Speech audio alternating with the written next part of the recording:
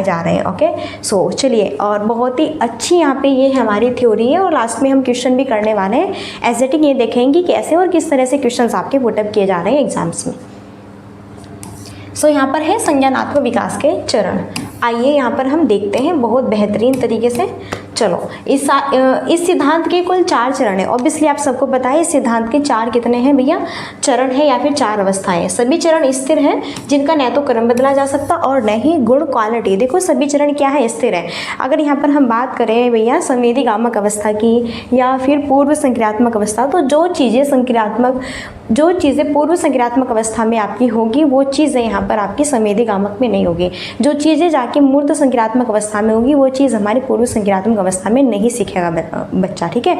जो बच्चा अमूर्त संक्रियात्मक अवस्था में सीखेगा वह यहाँ पे चीज़ें बच्चा संवेदी, पूर्व और मूर्त में नहीं सीखेगा। इसलिए सभी चरण क्या है, गुणात्मक है। सबकी अपनी अपनी क्वालिटी है और एक निश्चित क्रम में सब आगे बढ़ते हैं। पहले बालक क्या करेगा, पहले बालक जैसे बालक का जन्म होगा तो जैसे बालक का जन्म होता है पहले तो बालक भैया शेषावस्था में आता है, फिर बाल्यावस्था, किशोरावस्था, देन वो वाली स्टेज। ओके, सो यहाँ पे पहले संवेदीगामक अवस्था उत्पन्न होगी, इंद्रियगामक जिसे हम कहते हैं, फिर पूर्व संक्रियात्मक आएगी, फिर मूर्त संक्रियात्मक आएगी और फिर अमूर्त संक्रियात्मक अवस्था यहाँ पे डेवलप होगी। ओके, किसी भी चरण में लिखे जाने वाले गुण को दोबारा नहीं लिखा जा सकता। देखो किसी भी चरण में लिखे जाने वाले गुण को दोबारा नहीं लिख सकते।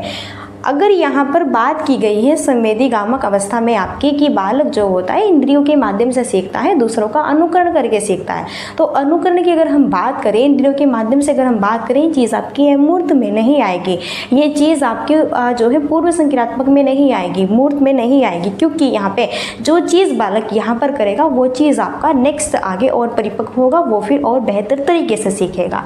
क्लियर है? चलिए, सो पहले कुछ पॉइंट्स थे जानने के लिए, अब यहाँ पर बढ़ते हैं जिसका आपको था इंतजार और बहुत ही बेहतरीन यहाँ पर ये हमारा सेशन है।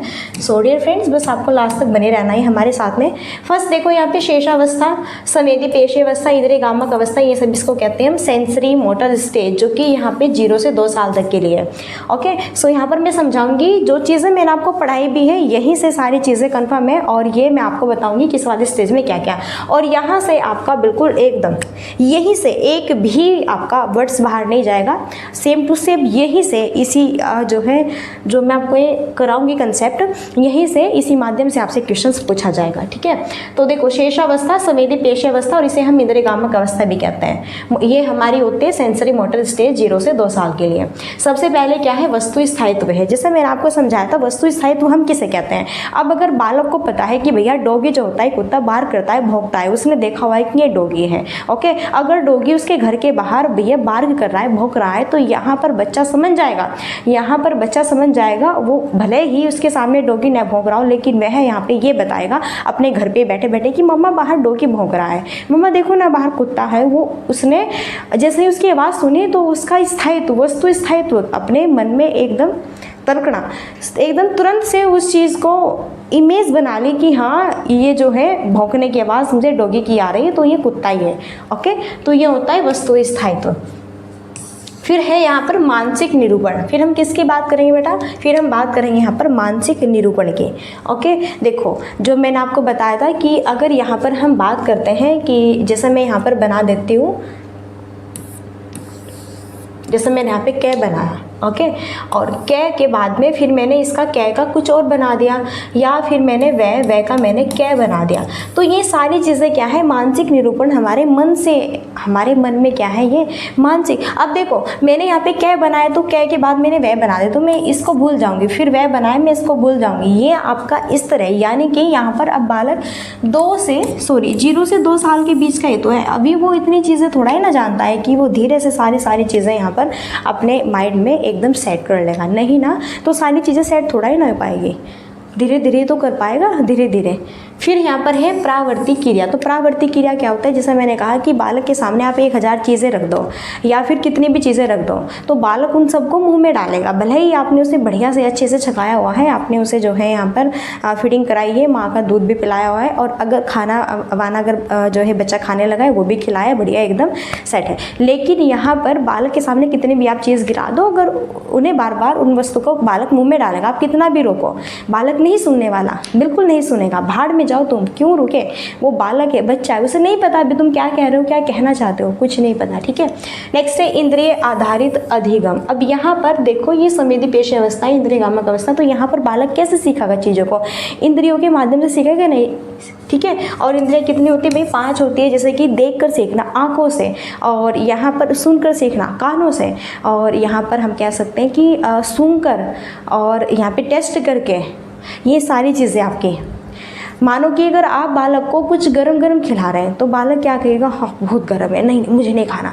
या फिर आप उसे बहुत ठंडा खिला रहे हैं तो बहुत ठंडा है। या फिर आप उसे मीडियम, अच्छा, बुरा, कड़वा या फिर मीठा जैसा भी खिला रहे हो, बालक ऐसा ही बोलेगा हाँ।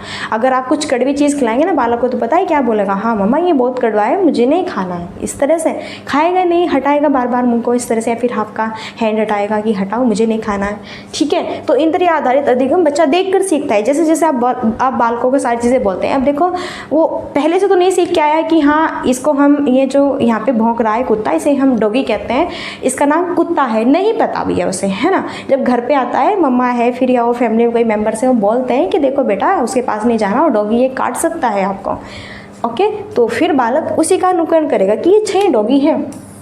फिर यहाँ पर है स्मृति आधारित अधिगम।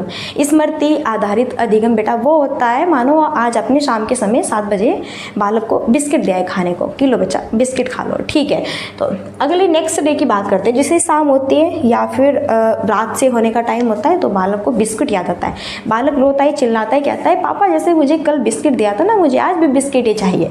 तो स्मृति, उसने अपने मन में ये चीज़ सेट कर ली कि बेटा कल मैंने बिस्किट खाया था तो मुझे आज भी बिस्किट खाना है, ओके। अब देखो इसमें कुछ और वर्ड्स हैं वो भी देख लेते हैं। मूल प्रवृत्त्यात्मक व्यवहार है, अनुकरण है, कल्पनात्मक खेल की स्टार्टिंग है, लक्ष्योन्मुखी व्यवहार की शुरुआत है। तो यहाँ पे देखो मूल प्रवृत्त्यात्मक व्यवहार, अगर हम मूल प्रवृत्त्यात्मक व्यवहार की बात करते हैं तो यहाँ पर क्या होता है, बालक का जो व्यवहार होता है वो एकदम बहुत देखो स्टार्टिंग में बालक 0 से 2 साल का ही तो है, तो आप सबको पता है कि सबके साथ में बहुत ही मन भावुक, और खेल में उसे ये नहीं पता कि किससे जेलस करनी है, किससे शाह या फिर क्या है, क्या ये सांसारिक चीज़ों से दूर रहता है, अभी कुछ नहीं पता, अपनी मस्ती में मगन है। अपनी मस्ती में क्या है, मगन है, अच्छा खेलना कूदना, दौड़ना भागना इधर उधर, तो ये सारी चीज़ें हमारी, ठीक है, क्या लाएगी। फिर है अनुकरण, जैसे मैंने कहा कि बालक एक दूसरे को देखकर सीखता है। अब जैसे यहाँ पे हमारे पेरेंट्स हमें बोलते हैं कि बेटा ये है आपको नहीं करना चाहिए, कि बेटा डॉगी से दूर रहो, काट सकता है, ये वगैरह, इस तरह से हम चीज़ें सिखाते हैं तो बालक अनुकरण करता है, सीखता है, और फिर वह खुद भी डॉगी के पास नहीं जाएगा कि हाँ ये काट सकता है, ये मम्मा ने बोला था, फिर डैडी ने बोला था।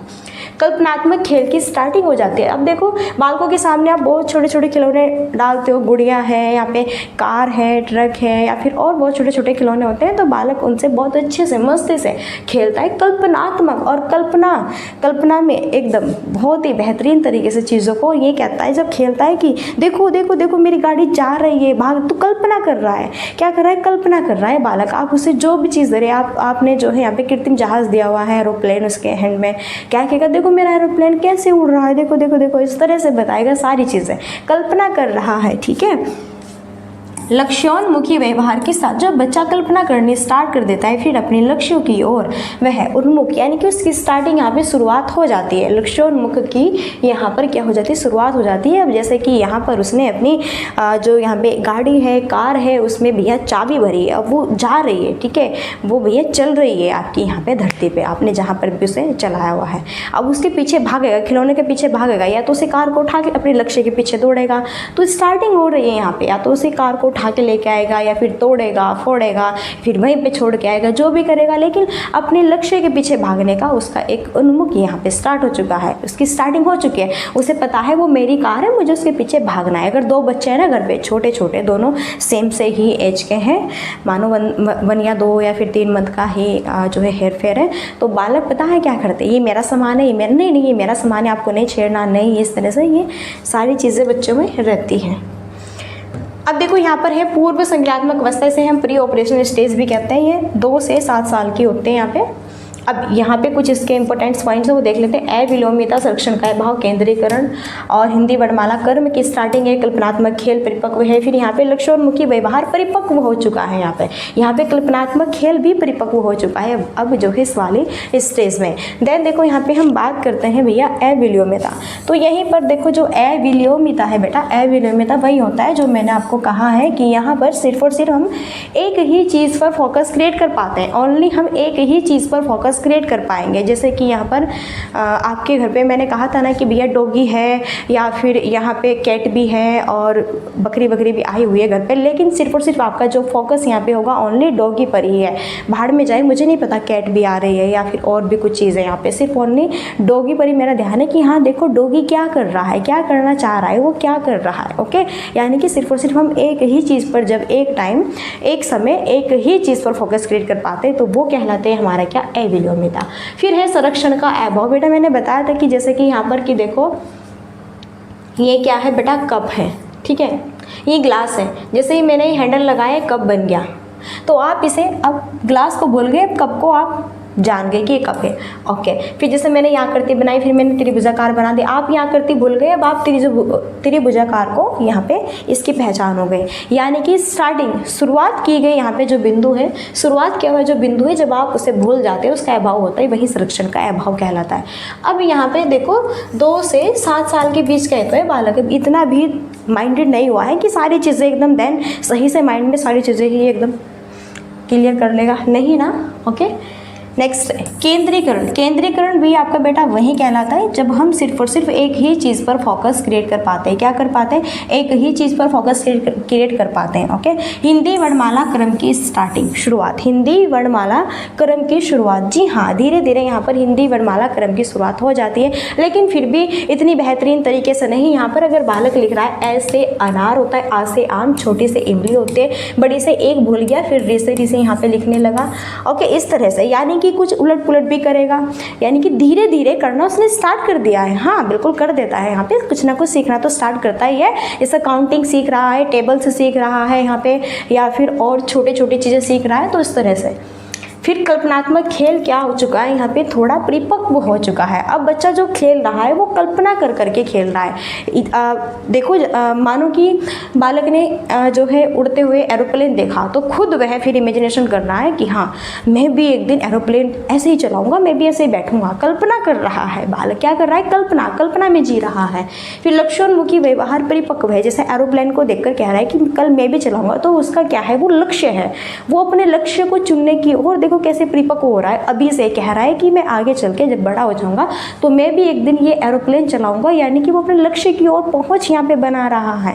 क्लियर है, आई होप सारी चीज़ें क्लियर हो गई होगी। देन आगे बढ़ते हैं, नेक्स्ट है अब जीन प्याजे की थर्ड स्टेज है मूर्त, या फिर इसे अनौपचारिक भी कहते हैं, या फिर इसे ठोस संक्रियात्मक अवस्था भी कहते हैं, यानी कि कॉन्क्रीट, इनफॉर्मल, कॉन्क्रीट या फिर ऑपरेशनल स्टेज है जो कि 7 से 11 साल की है। जैसे कि यहाँ पर है विलोम्यता, अब है संरक्षण, क्रम परिपक्व है और श्रृंखला ज्ञान है। तो बेटा यहाँ पर जो है विलोम्यता का मीन्स वो होता है कि अब बालक यहाँ पे सिर्फ और सिर्फ एक चीज़ पर फोकस क्रिएट नहीं, अब यहाँ पर एक समय में एक से अधिक चीज़ों पर फोकस क्रिएट कर सकता है।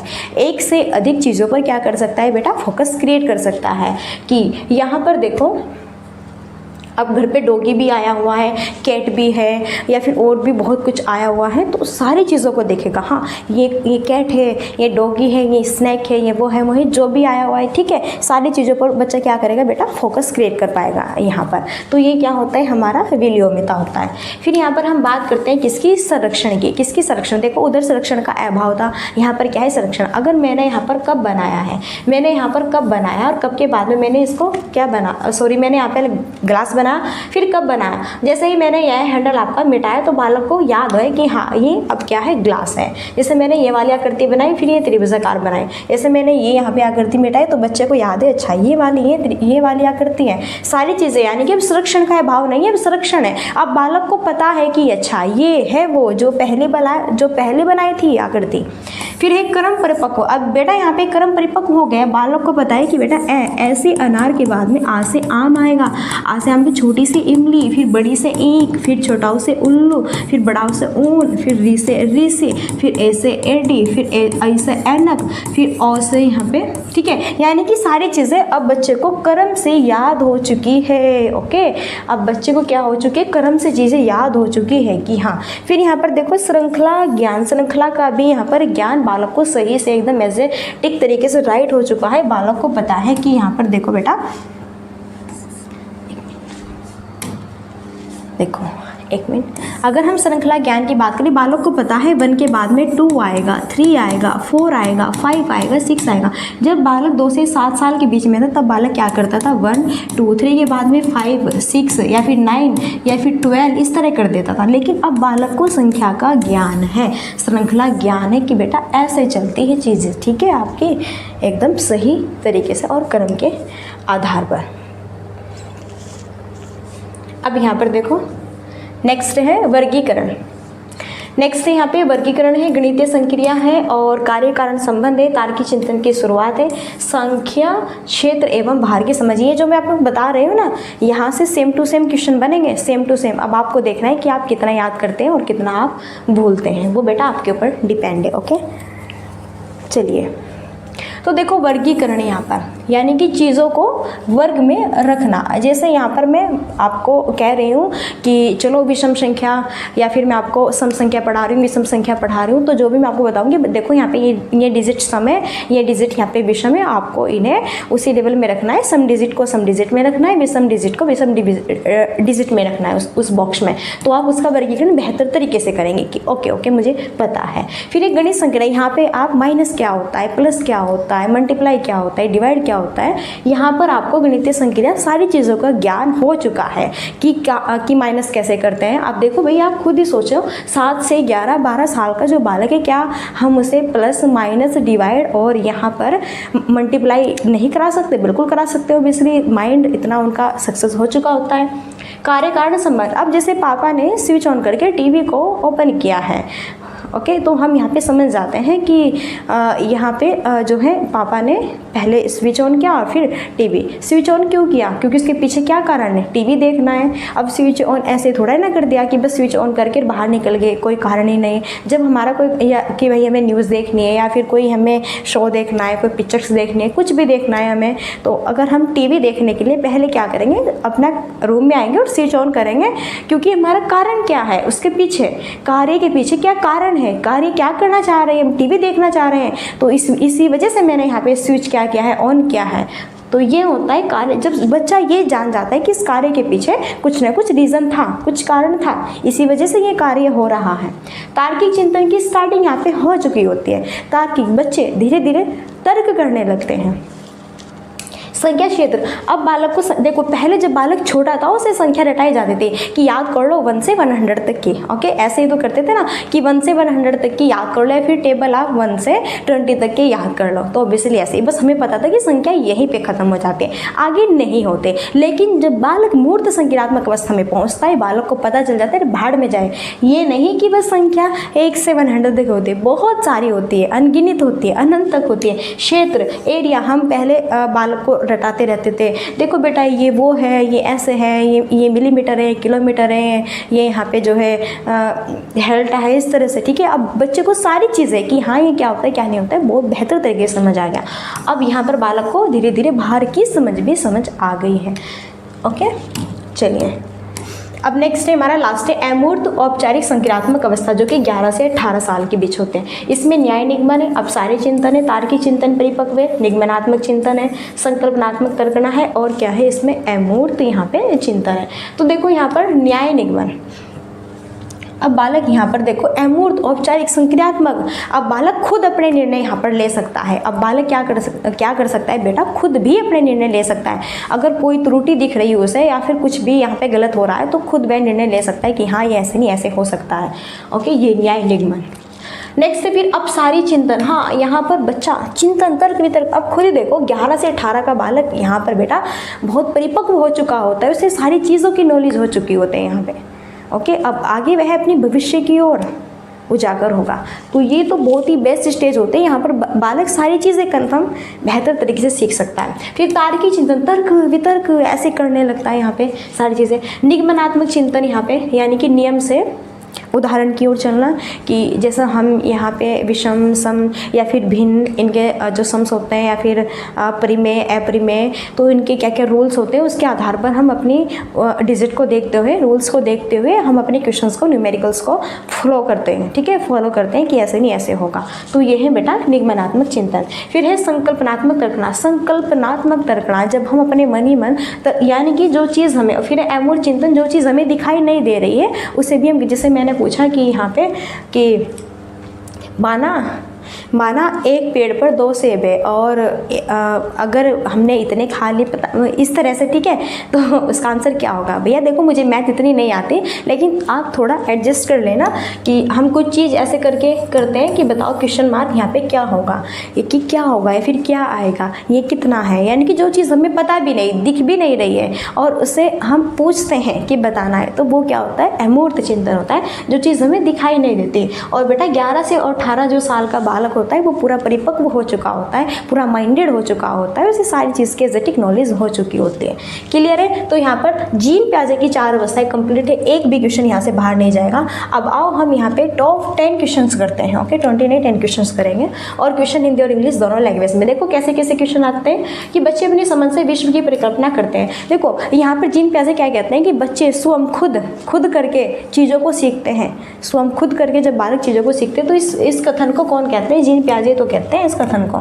नेक्स्ट देखो यहाँ पे, बालकों की सोच अमूर्तता की अपेक्षा यानी कि उसके बजाय मूर्त अनुभव और प्रवृत्ति से होती है। तो मूर्त अनुभव यानी कि मूर्त संज्ञानात्मक अवस्था की मैं टाइमिंग बताना, तो 7 से 11 थी कि नहीं? ठीक ही नहीं, 7 से 11, 12 दिया है, कोई बात नहीं, 11 12 इस तरह हो सकती है, घट बढ़ सकती है। नेक्स्ट है,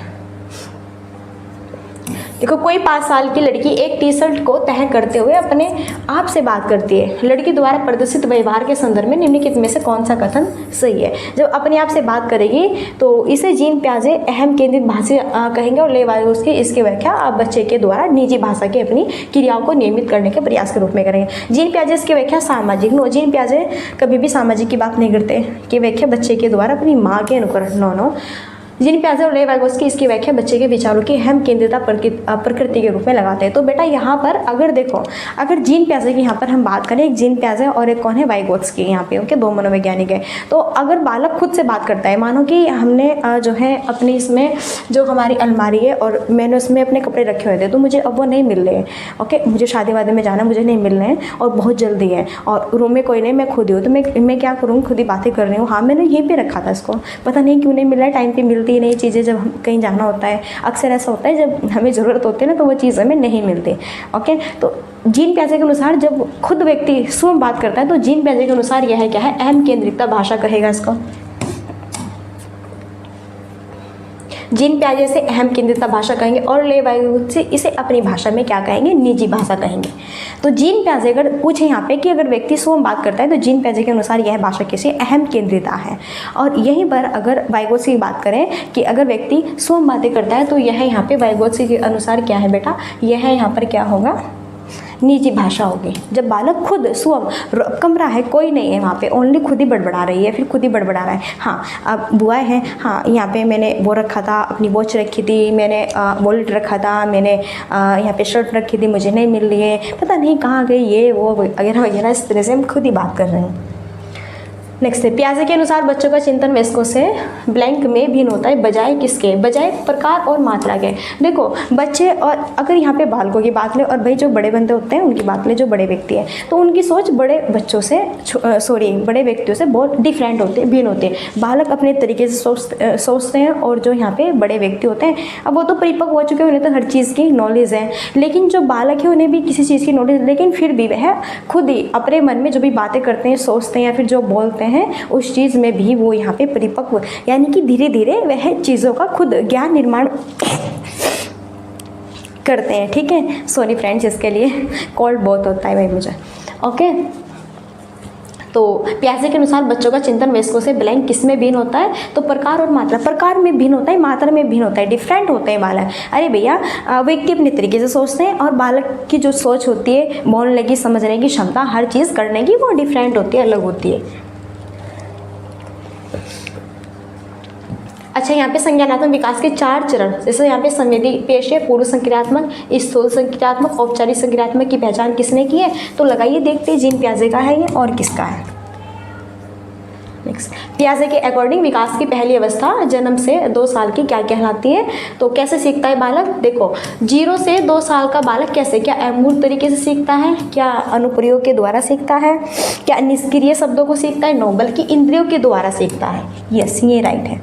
नेक्स्ट है, बच्चों के बौद्धिक विकास की 4 विशिष्ट अवस्थाओं की पहचान की गई है, किसके द्वारा? जीन पियाजे के द्वारा। बहुत सिंपल है, थोड़ा आइडिया हो जाएगा क्वेश्चन किस तरह के आते हैं, इसलिए मैं करा रही हूँ। देखो, ये फिर से रिपीटेड है कि बच्चे दुनिया के बारे में अपनी समझ का सर्जन करते हैं। यह कथन किसका है? जीन पियाजे का है। जीन पियाजे का है, मैंने थ्योरी में आपको पढ़ाया हुआ है, बता रही हूँ कैसे कैसे क्वेश्चन बन सकते हैं। ठीक है, फिर है बेटा यहाँ पे पियाजे के अकॉर्डिंग निम्नलिखित में से कौन सी अवस्था में बच्चा अमूर्त संकल्पनाओं में अमूर्त संकल्पनाओं के विषय में तार्किक चिंतन करना आरंभ कर देता है? तो अमूर्त संकल्पनात्मक की बात हो रही है, तो बात किस स्टेज की बेटा? 0 से 2 साल की नहीं है, 2 से 7 साल की नहीं है, 7 से 11 की नहीं है बेटा। अमूर्त संकल्पनाओं का के विषय में तार्किक चिंतन करना बच्चा आरंभ कर देता है, तो यह यहाँ पर होगी 12 से 18 प्लस की स्टेज।